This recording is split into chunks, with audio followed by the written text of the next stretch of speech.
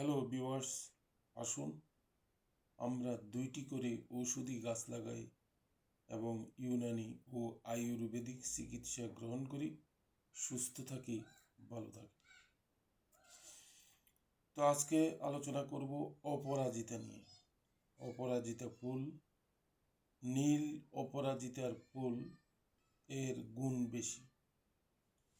নীলটা দিয়েই প্রাচীন কাল থেকে কবিরাজরা আয়ুর্বেদিক চিকিৎসা করে আসতেছেন।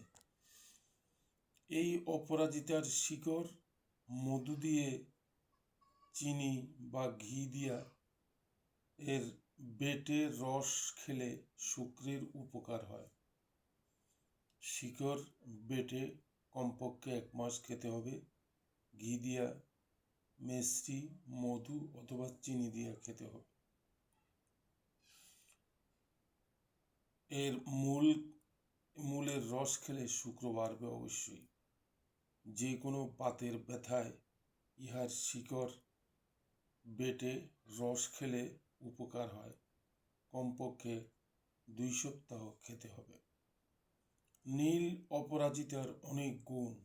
এই নীল অপরাজিতা ফুলের গুণের কথা বলে শেষ করা যাবে না।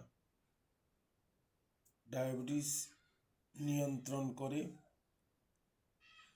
তবে চা বানিয়ে খেতে হবে। এই ফুলকে শুকাতে হবে, শুকিয়ে চা তৈরি করে খেলে ডায়াবেটিস নিয়ন্ত্রণ করে, ক্যান্সারের জন্য উপকার হয়, বুকের ব্যথা কমে, হৃদরোগের ঝুঁকি কমায়, ভুলে যাওয়া রোগ ভালো হয়, স্মৃতিশক্তি বাড়ে। শেকড়ের রসের সাথে মধু খেলে ব্যথা অবশ্যই কমবে। লিভার এর চা খেলে ফুলকে শুকিয়ে সংরক্ষণ করে 4-5টি দিয়ে চা খেলে ইয়ার লিভার সুরক্ষা করে। এই অপরাজিত ফুলের চা আমরা প্রায় খেতে পারি। প্রত্যহ খেলে কমপক্ষে 2 মাস খেলে এর অনেক উপকার আসবে। এটি স্বাস্থ্যের জন্য অনেক ভালো। অপরাজিতা ফুলের গাছ আমাদের চাষ করা উচিত। এখনো অনেক বাড়িতে পাওয়া যায়, এটি চাষ করে। আঙ্গিনার সামনে, ঘরের সামনে এটি চাষ করে রাখা যায়। এটি একটি মহা ঔষধ। এটি আমাদের অনেক কাজে আসে।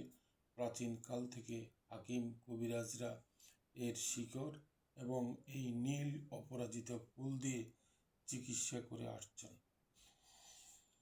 তো এটি আমাদের চাষ করা উচিত এবং ফুলের চা খাওয়া উচিত, শিকড় বেটে রস খাওয়া উচিত। তাহলে বিভিন্নভাবে আমাদের কাজে আসবে, বিভিন্ন রোগের উপকার হবে। তো আজকে আর আলোচনা বাড়াবো না, এখানেই শেষ করব। সবাইকে ধন্যবাদ। আবার দেখা হবে ইনশাআল্লাহ। আসসালামু আলাইকুম।